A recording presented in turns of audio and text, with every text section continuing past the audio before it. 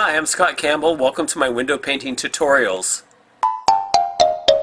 Lesson 108, Sketching a Scarecrow. The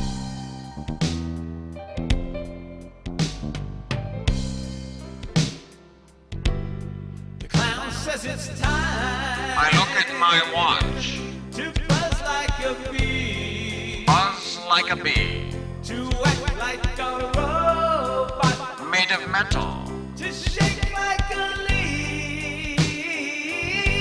And flap like a birdie. Up in the sky. And swim in the sea. Like a green fish. But when I say stop, hope cease.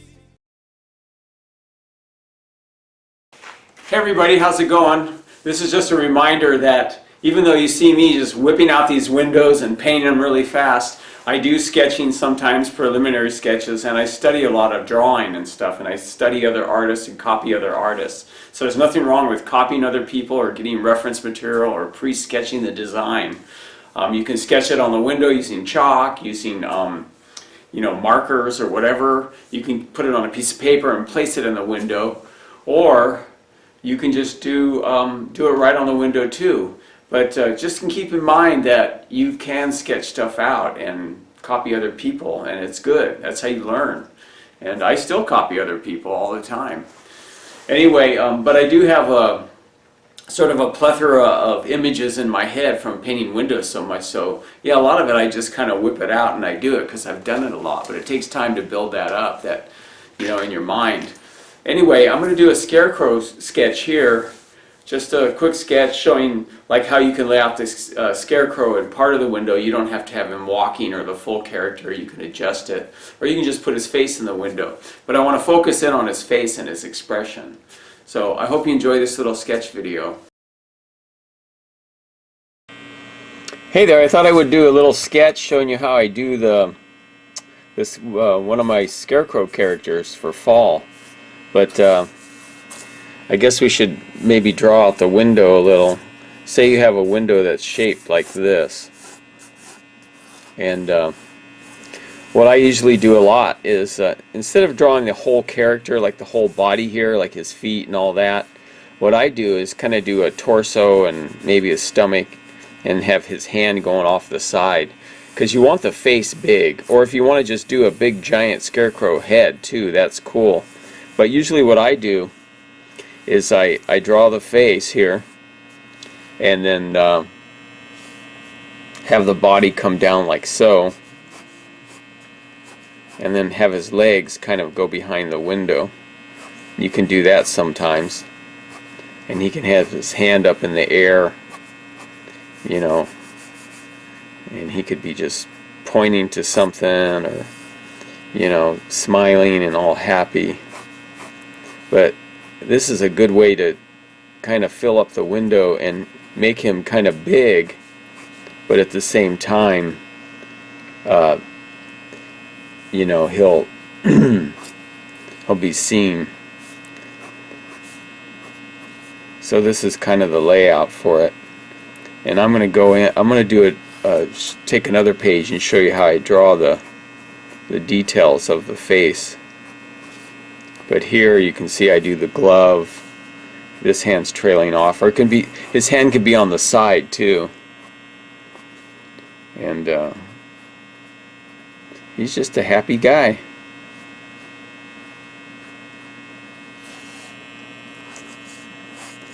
And then you can have a little background with some haystacks, or maybe a moon with the cloud in front of it or something like that. So it's just a kind of a simple layout. But let me show you how I do his face. Okay, the face is the most important.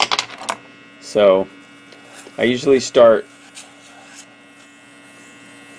with kind of an oval like that, and I do little sketchy little lines to see where I want to put everything. And then down here I draw his neck, and then I do these kind of overlapping things too. For this is like because his his head is a sack basically. And then you have his shoulders down here.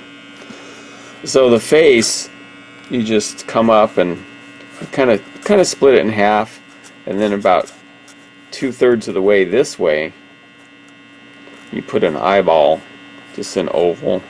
And here you have an eye.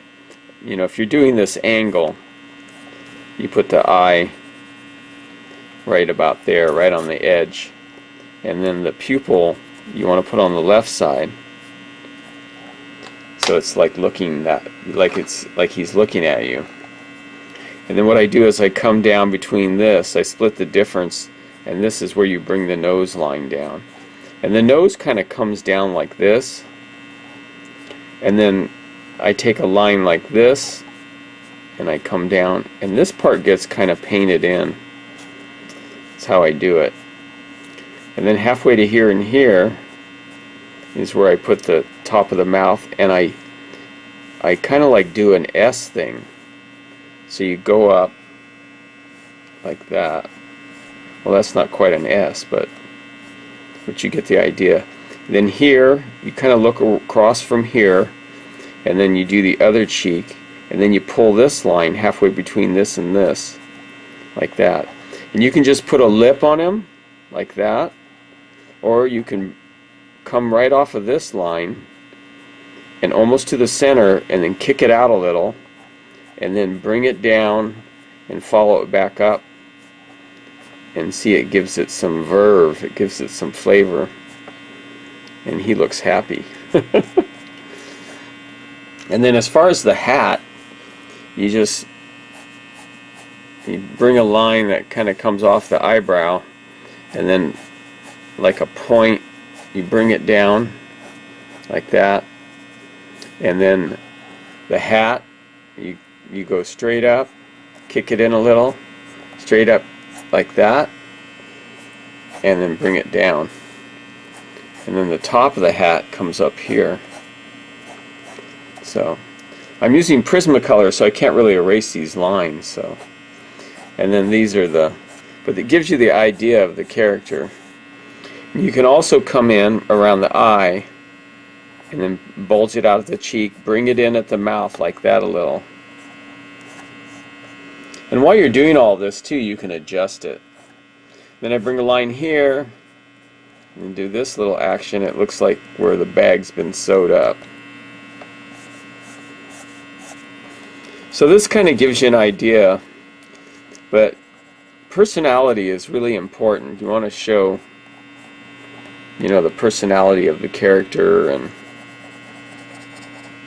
that's the main thing, you know, and it gives it, like I said, verve, or gives it life. And I'm just doing some white here to kind of highlight it. But it's a cool character. I use it a lot for fall, so feel free to steal it if you want to use it for your fall windows. And I just go in and do all these little highlights and shadows. But you've seen me do them. You've seen me do them on the windows. So, but he's a pretty cool character. All right, thanks for watching.